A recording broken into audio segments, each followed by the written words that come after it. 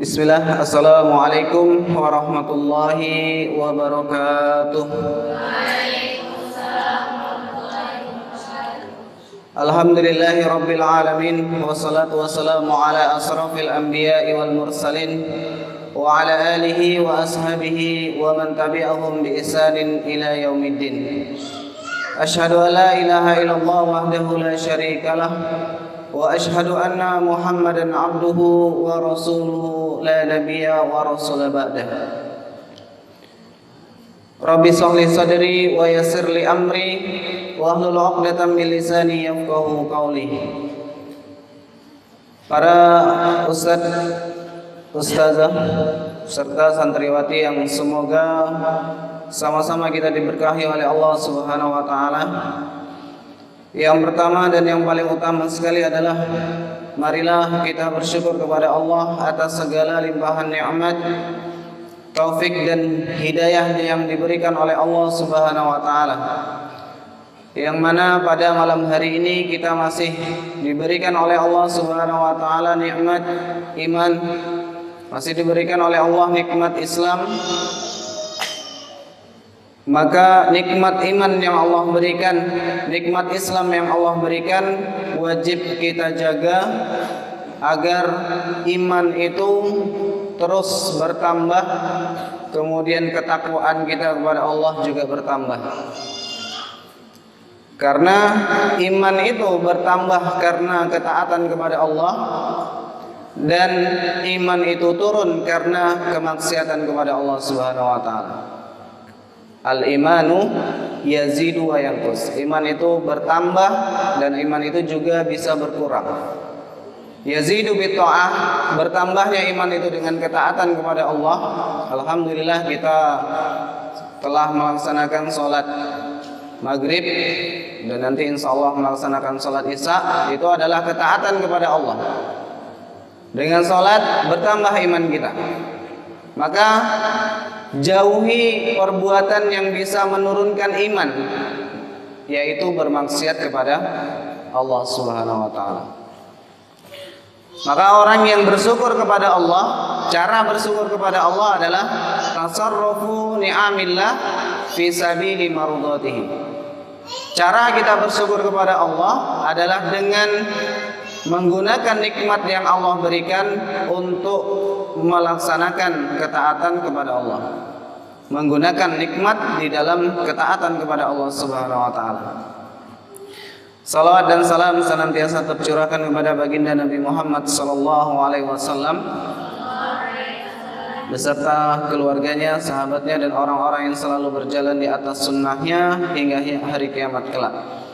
Semoga kita termasuk umatnya yang telah akan mendapatkan syafaatnya di yaumil qiyamah. Amin, amin ya rabbal alamin. Para hadirin wal hadirat yang semoga sama-sama kita diberkahi oleh Allah Subhanahu wa taala. Alhamdulillah pada malam hari ini kita bisa melanjutkan kajian kitab kita yang sempat kemarin kita bahas dan berhenti. Kita lanjutkan di kitab Asy-Syama'il Al-Muhammadiyah. Syama'il Muhammadiyah. Ini menceritakan bagaimana Rasulullah sallallahu alaihi wasallam. Kita mulai dari ayat Quran, walaupun kemarin sudah masuk, tapi ini ada yang belum dapat ya. Maka nanti kita ulangi sedikit sebelum kita lanjutkan. Mulai dari ayat Al-Quran surat At-Taubah ayat 128. Allah Subhanahu wa taala mengatakan, A'udzu billahi minasyaitonir rajim. Bismillahirrahmanirrahim. Laqad ja'akum rasulun min anfusikum. Laqad ja'akum rasulun min anfusikum. Telah datang kepada kalian rasulun, seorang rasul, min anfusikum.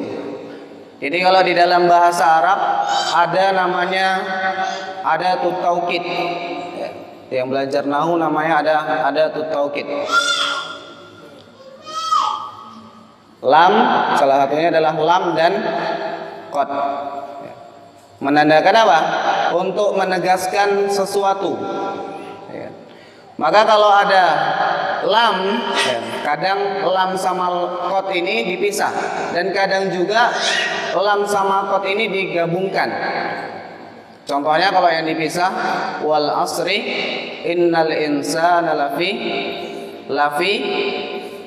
khusrin. Innal insana lafi khusrin. Lafi, la di sana adalah ada taukid. Yang qad aflahal mu'minun. Penegasan, pentakidan. Maka di sini Allah Subhanahu wa taala mengatakan laqad kana lakum. Itu seakan-akan mengatakan bahwa Allah itu benar-benar, dan kita jangan sampai pernah meragukan kerasulan dari Muhammad sallallahu alaihi wasallam. Ada nggak orang yang ragu? Ada.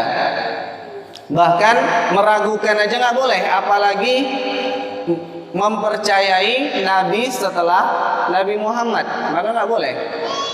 Karena banyak orang yang mempercayai atau orang yang kemudian mengaku jadi Nabi. Di Jawa Barat banyak kan orang yang mengaku jadi Nabi, mengaku kalau dia dapat wahyu, akhirnya mengaku dia menjadi Rasul dan Nabi. Yang kata Rasulullah, la nabiyya ba'di, tidak ada nabi setelah aku. Itu menandakan bahwa nanti ada orang yang mengaku dia sebagai nabi. Maka kita tidak boleh meragukan kenabian dari Rasulullah SAW, bahwa Rasulullah adalah nabi khatamul anbiya, terakhir, nabi terakhir. La nabiyya ba'dahu, tidak ada nabi setelah Rasulullah SAW. Kemudian seakan-akan juga Allah mengatakan bahwa Rasulullah itu adalah nabi yang paling mulia di antara para nabi yang lain. Apa buktinya kalau Rasulullah itu paling mulia? Satu, di dalam Al-Quran, Nabi Musa, ada yang kenal Nabi Musa? Nabi Musa itu ketika mau berdakwah kepada Fir'aun, Nabi Musa kemudian berdoa. Apa doanya Nabi Musa? Rabbi shrahli sadri wa yassirli amri wahlul 'uqdatam min lisani yafqahu qawli. Rabbi shrahli sadri, ya Allah, lapangkanlah dadaku. Kenapa? Karena jangan sampai nanti ketika Nabi Musa berdakwah, kemudian Nabi Musa tidak sabar, akhirnya berdoa. Berdoa agar apa? Agar Firaun cepat mati. Dikabulkan nggak sama Allah? Kabulkan. Tapi Nabi Musa ingin bahwa sejarah ini akan menjadi pelajaran bagi umat setelahnya. Maka berdoa. Nabi Musa seorang nabi, dia berdoa kepada Allah. Tapi Nabi Muhammad ketika dilempari oleh orang-orang Taif, maka Nabi Muhammad membalas atau tidak? Tidak. Karena apa? Kalau Nabi Musa berdoa kepada Allah, Rabbi shrahli sadri, tapi Nabi Muhammad sebelum berdoa, Allah berikan alam nasrah laka sadrak.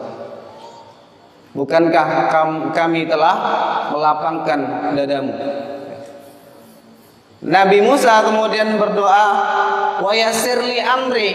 Nabi Muhammad sebelum berdoa, udah Allah berikan wa nuyassiruka lil yusra.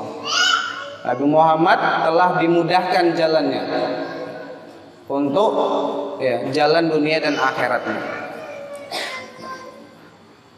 Kemudian Nabi Muhammad juga kemudian Nabi Muhammad diceritakan oleh Nabi sebelumnya bahwa kedatangan Nabi Muhammad adalah sebagai kabar gembira bagi Nabi tersebut. Sebagaimana Nabi Isa menceritakan kepada kaumnya di dalam surat Shaf, As-Shaf ayat 6. Wa idh qala Isa bin Maryam, Isa bin Maryam, ya bani Israila, inni Rasulullah ilaikum musaddiqan lima baina yadayhi minat Taurati wa mubasysyiran bi rasulin ya'ti min ba'di ismuhu Ahmad. Jadi Nabi Isa itu berkata kepada kaumnya, wahai kaumku, ya Bani Israel, kaumnya Nabi Isa siapa? Bani Israel. Inni Rasulullah ilaikum. Bahwa Nabi Isa itu diutus khusus untuk Bani Israel, tidak untuk kaum yang lain. Musaddiqan lima baina yadayya minat Taurat. Bahwa Nabi Isa itu membawa Injil untuk membenarkan isi Taurat. Kemudian apa? Wa mubasysyiran, dan memberi kabar gembira. Nabi Isa itu memberi kabar gembira kepada kaumnya bi rasulin, atas kedatangan seorang rasul. Kalau kita gembira biasanya itu ketika sudah ada atau sebelum lahir, mengandung gembira enggak? Gembira. Ketika lahir gembira. Tapi Nabi Isa ini bergembira sebelum datang, sebelum Rasulullah itu dikandung ataupun Rasulullah itu dilahirkan. Berapa jarak antara Nabi Isa sama Nabi Muhammad lamanya? 1 tahun? 50 tahun? 100 tahun?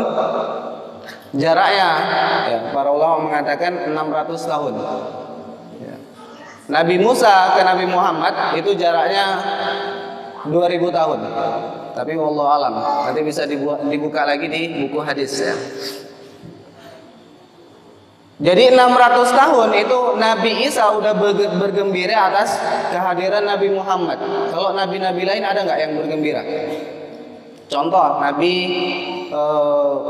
Yusuf, bapaknya siapa? Nabi Yusuf, Yakub. Bapaknya Nabi, anaknya Nabi, tapi kehadiran Nabi Yusuf kemudian tidak menjadi kabar gembira ketika Nabi Yusuf menjadi seorang nabi. Apa kata bapaknya? Jangan ceritakan kepada saudara-saudaramu. Nggak boleh diceritakan kepada saudaramu. Nabi Isa yang jauh hidupnya dari Rasulullah ini memberi kabar gembira kepada kaumnya akan kedatangan Nabi Muhammad SAW. Maka inilah yang dikatakan oleh Allah Subhanahu Wa Taala, laqad ja'akum rasulun min anfusikum. Jauh kalau Nabi Isa, Nabi Musa, yang paling jauh siapa? Nabi Ibrahim.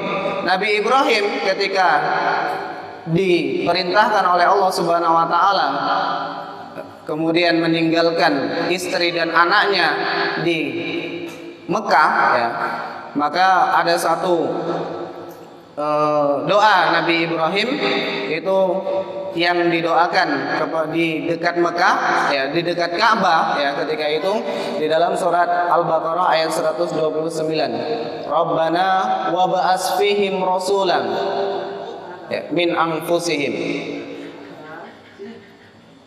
Nabi Ibrahim itu berdoa agar suatu saat nanti di Mekah, di dekat Ka'bah, di sekitaran Ka'bah itu ada Allah mengutus seorang Rasul. Kalau dicek siapa? Rasul yang lahirnya di Mekah.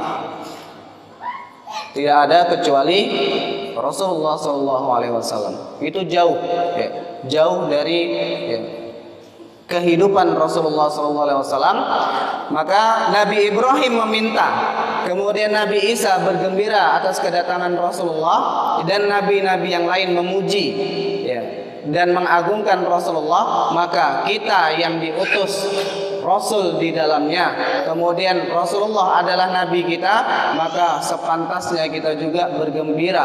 Kemudian kita juga menjadi orang yang paling mencintai, orang yang paling memuliakan Rasulullah SAW. Kemudian dilanjutkan min anfusikum. Min anfusikum itu dari jenis kalian, yaitu jenis manusia. Rasulullah itu dari jenis manusia seperti kita. yang mempunyai ya ciri-ciri fisikal, ya mempunyai fisik seperti kita, tidak seperti ya jin atau tidak seperti malaikat. Tapi Rasulullah itu mempunyai ciri-ciri fisikal dan mempunyai tabiatul insaniyah, tabiat kemanusiaan beliau itu ada. Maka Muhammad Rasulullah itu bermakna kita nggak boleh kemudian ya mengkultuskan fisiknya Rasulullah sebagaimana kita mengkultuskan Allah Subhanahu wa taala. Dan kita di lain itu juga Muhammad Rasulullah, karena Rasulullah adalah nabi, maka kita harus menghormati, kemudian kita harus memuliakan Rasulullah sallallahu alaihi wasallam. Maka dibahaslah satu buku ditulis oleh Imam At-Tirmidzi, yaitu buku Asy-Syama'il Muhammadiyah, yang menerangkan tentang fisik dan tabiat insaniyah Rasulullah sallallahu alaihi wasallam. Bagaimana fisik Rasul? Bagaimana ya Rasulullah, gambaran Rasulullah sallallahu alaihi wasallam. Karena ada nanti orang yang mengaku kemudian bertemu Rasul di dalam mimpinya. Saya tanya ini, siapa yang pernah mimpi bertemu Rasul? Hah? Ada yang pernah mimpi bertemu Rasul? Ada? Kalau ada yang mimpi bertemu Rasul, Ustaz mau nanya, gimana Rasulullah? Kemudian nanti kita bahas bagaimana Rasulullah SAW. Maka kalau ada orang yang mengaku mimpi bertemu Rasul, tapi dia tidak pernah ya membayangkan, tidak pernah terbayang dalam dirinya bagaimana Rasulullah SAW, mustahil apa enggak?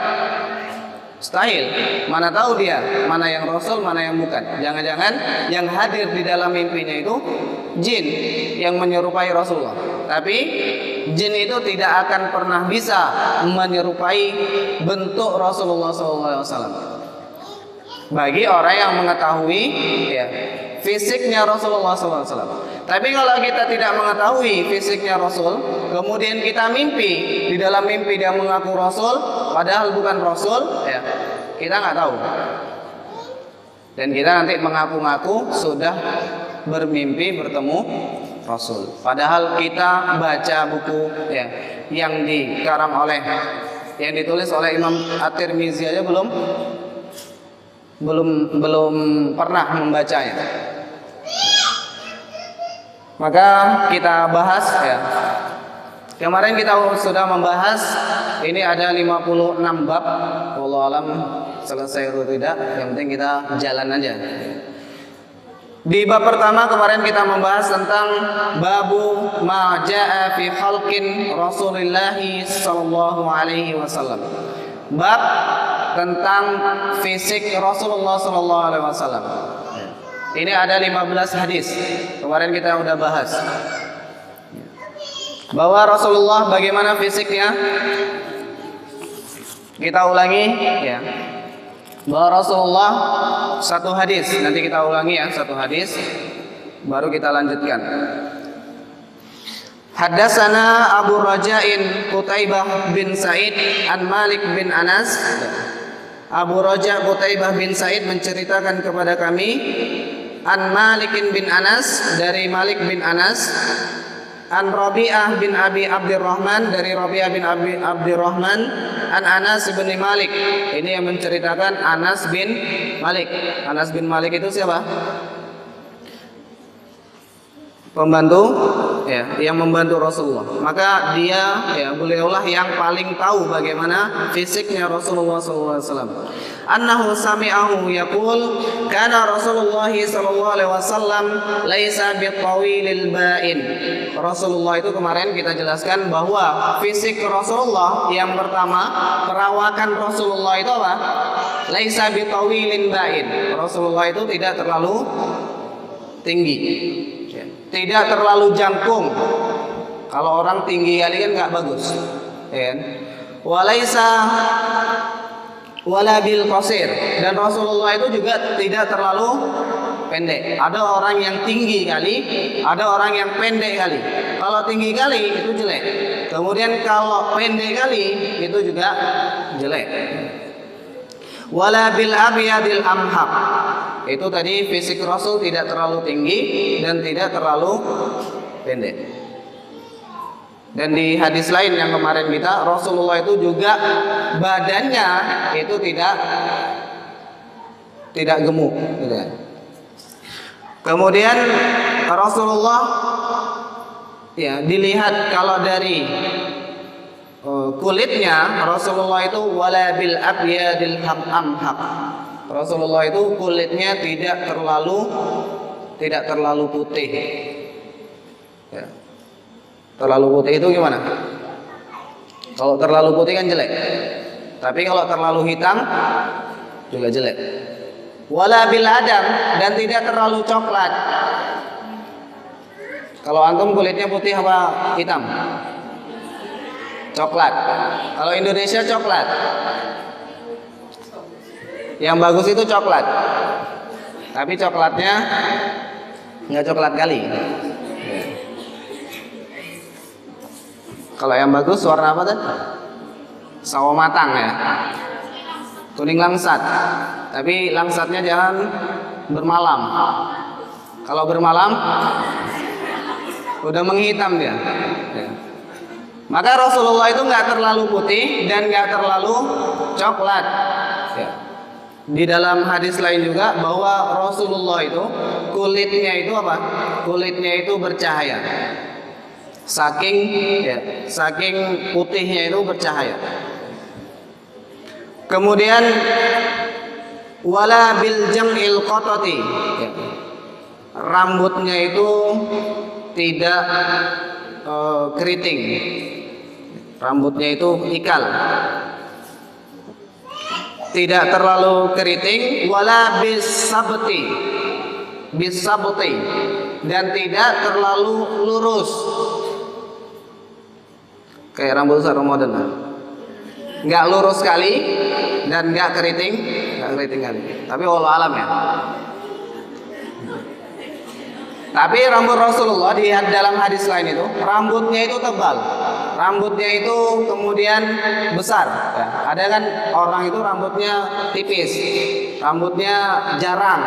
Rasulullah enggak, rambutnya tebal, besar, ya. Kemudian rambutnya tidak terlalu keriting, kemudian rambutnya tidak terlalu lurus. Kalau terlalu lurus itu biasanya kalau perempuan ke salon itu diapain? Biar lurus, dicatok, ya kan? Biar lurus. Tapi rambut Rasulullah nggak sampai lurus sekali kayak gitu. Dan juga nggak keriting. Ya. Keriting itu apa? Keribo, ya nggak terlalu keribo dia. Keriting parah itu nggak terlalu. Itu ciri fisik Rasulullah SAW. Bahasa Allah Ta'ala ala ra'si arba'ina sana. Rasulullah diutus sebagai Rasul usia 40 tahun. Wa aqama bil Makkati asyra sinin. Ya. Kemudian dia hidup di Mekah sekitar 10 tahun. Wa bil Madinati asyra sinin. Dan di Madinah sekitar 10 tahun. Wa tawafahu Allah Ta'ala ala ra'si sittina sana. Dan Allah mewafatkan Rasulullah itu di umur 60 tahunan. Ada yang bilang 63 tahun.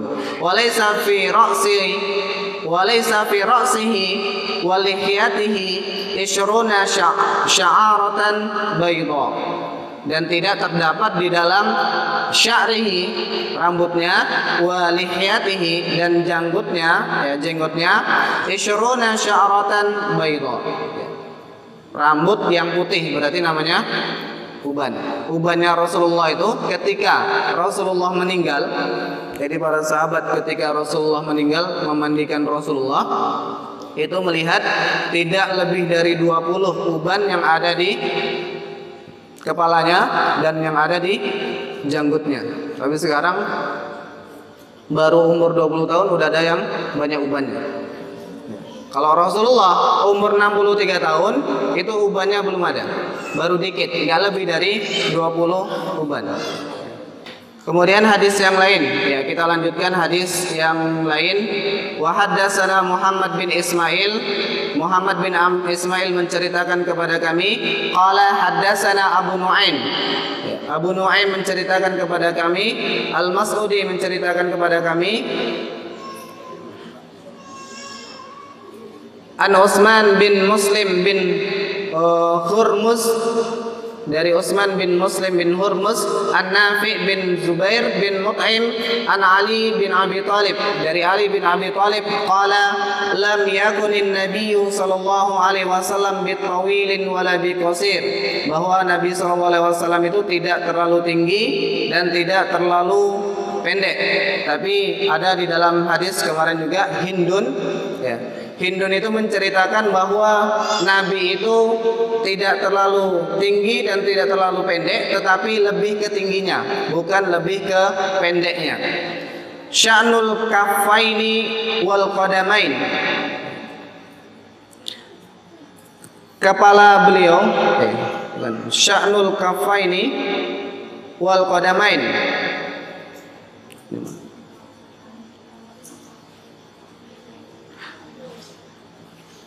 wa dhahmur ra'si, ya. Kemudian kepala beliau besar dan tulang-tulang sendinya juga besar. Maksudnya apa?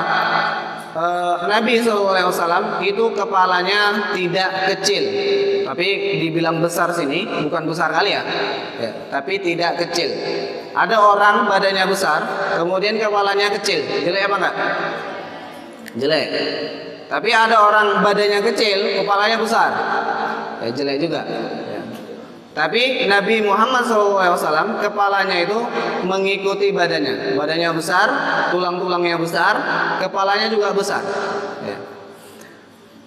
Kemudian tawilul masrubati.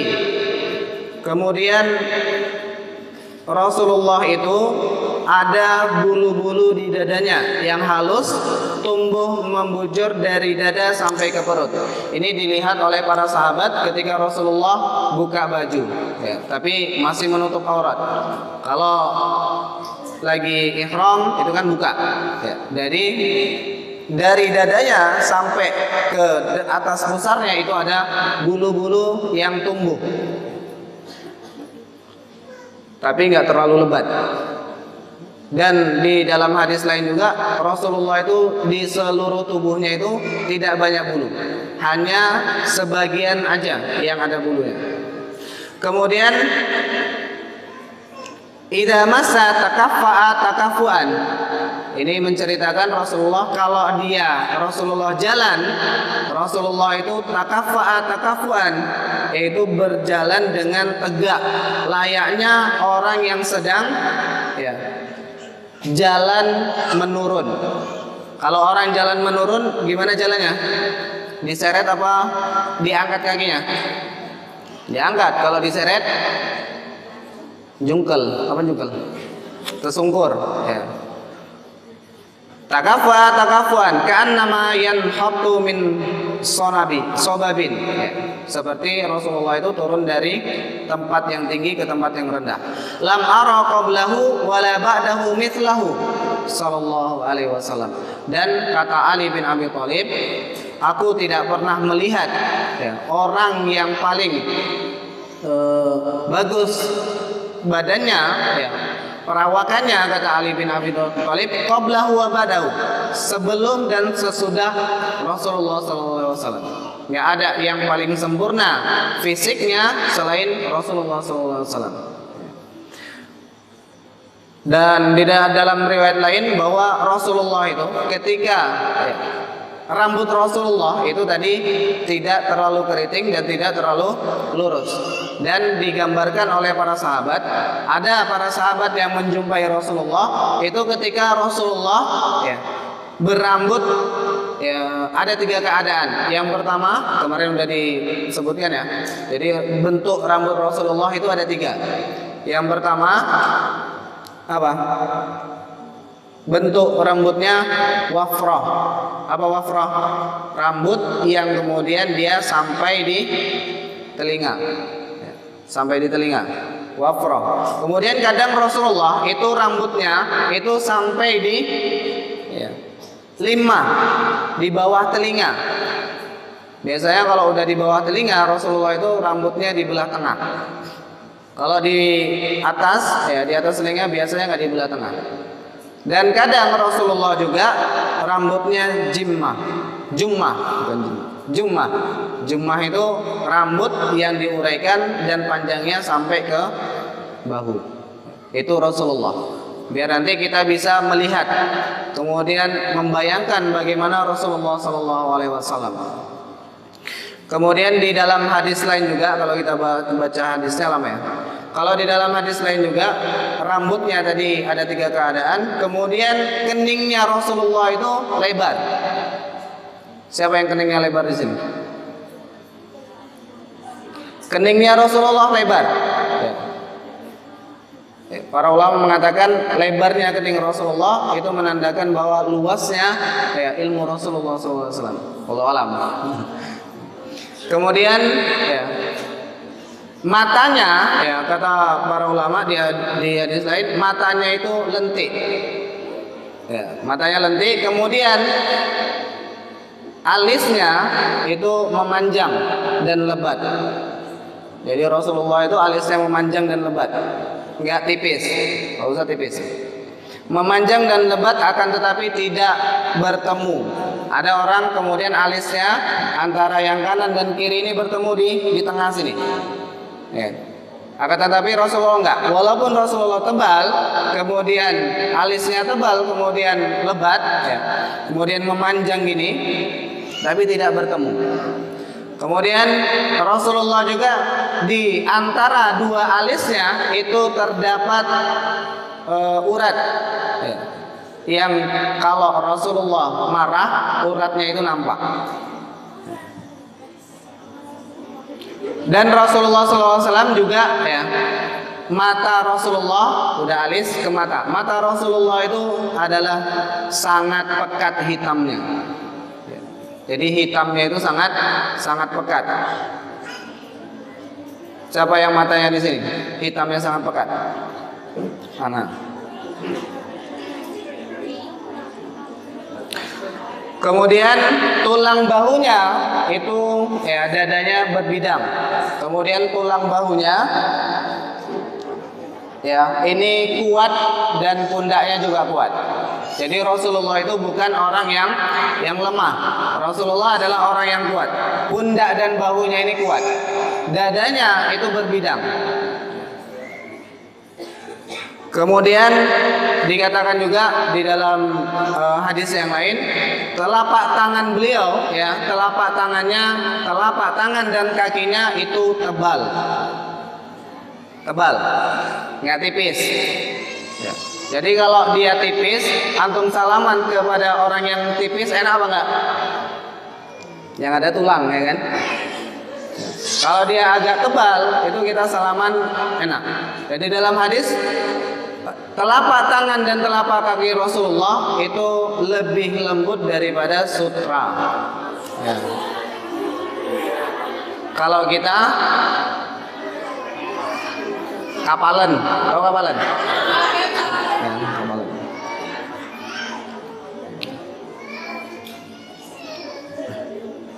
Tapi Rasulullah SAW itu telapak tangan dan kakinya itu sangat lembut. Yang digambarkan para sahabat itu tidak pernah kemudian ya, merasakan lembutnya itu lebih ya seperti sutra. Saking lembutnya telapak tangan dan kaki Rasulullah SAW. Kemudian kalau Rasulullah SAW berpaling, kalau ada yang memanggil Rasulullah, maka Rasulullah ketika berpaling kemudian memalingkan seluruh badannya. Ini fisik Rasulullah SAW. Apalagi yang belum? Udah semua ya, dari atas sampai bawah udah ya. Kemudian mulut belum tadi ya. Kalau hidung Rasulullah itu mancung, ya, jelas mancung, ya nggak pesek. Hidung Rasulullah mancung dan di tengahnya ini agak bergelombang sininya. Ya, saking mancungnya. Kemudian mulut Rasulullah di dalam hadis itu, agar kita nanti bisa menggambarkan, mulut Rasulullah itu agak lebar. Karena ada mulut orang itu kecil, ya kan? Tapi mulut Rasulullah itu agak lebar. Maka ketika Rasulullah itu berkata atau senyum, giginya itu nampak. Ya, gigi atas yang dua ini sama gigi bawah yang dua itu nampak, sampai gigi geraham, gigi geraham yang sini itu nampak. Saking lebarnya mulut Rasulullah SAW. Tapi nggak lebar kali, ya. Lebar tapi nggak lebar kali. Lebar tapi bagus. Ya. Kemudian dagunya itu tidak lancip. Kalau orang sekarang ngelancipkan dagu. Padahal kalau dagu itu lancip jelek. Rasulullah itu dagu ini tidak lancip. Maka itulah ciri fisik Rasulullah SAW. Ya. Semoga kita bisa kemudian membayangkan nantinya bagaimana fisiknya Rasulullah SAW agar kita kemudian berharap sebelum kita bertemu Rasulullah di akhirat, kita bertemu Rasulullah di dalam mimpi-mimpi kita. Ini udah habis ya?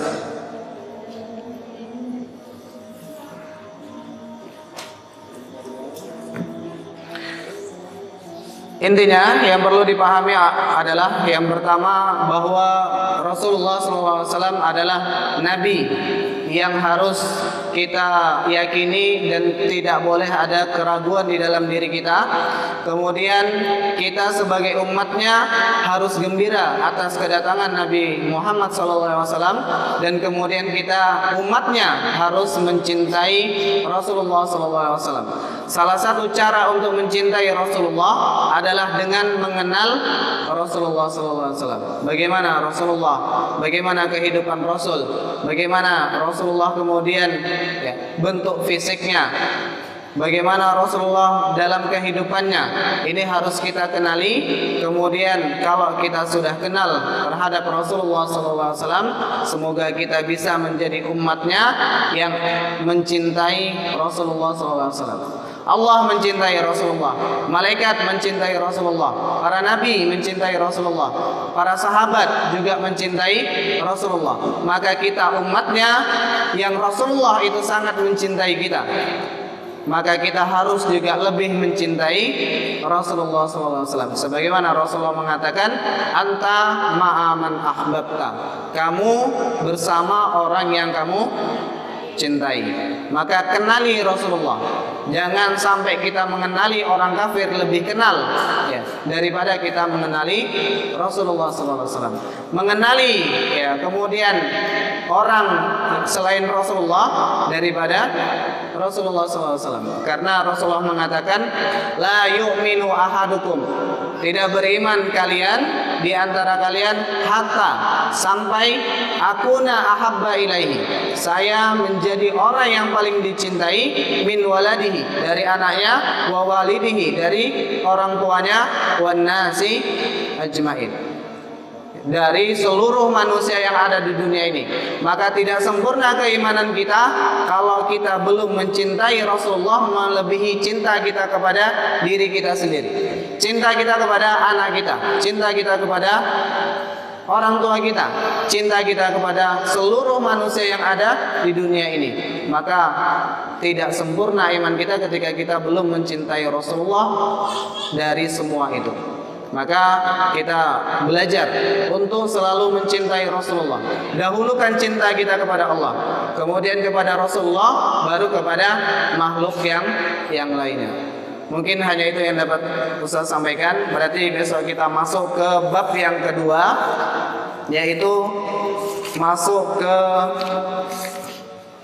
babu maja'a fi khatimin nubuwah. Bab tanda-tanda kenabian Nabi Muhammad SAW. Jadi Nabi Muhammad itu punya tanda yang ada di dalam tubuhnya. Itu nanti kita bahas insyaallah di pertemuan yang akan datang. Mungkin hanya ini yang dapat Ustaz sampaikan. Lebih dan kurang Ustaz mohon maaf. Wabillahi taufiq wal hidayah. Assalamualaikum warahmatullahi wabarakatuh.